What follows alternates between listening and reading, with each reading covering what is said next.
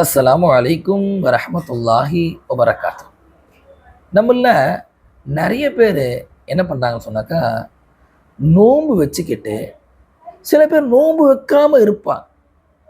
அதாவது சில பேருக்கு அல்லாஹ்வே அனுமதி கொடுத்துருக்குறான்.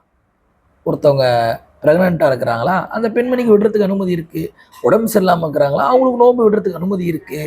அதே போல் சஃபரில் பிரயாணத்தில் இருக்கிறாரா, அவருக்கும் நோன்பு விடுறதுக்கு அனுமதி இருக்கின்றது.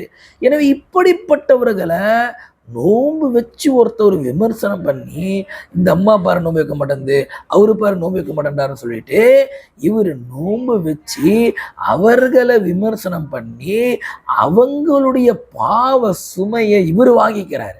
அப்போ நோன்பு வச்சே இவருக்கு எந்த ஒரு பலனும் இல்லாமல் போயிருக்கின்றது கண்ணியமானவர்களே.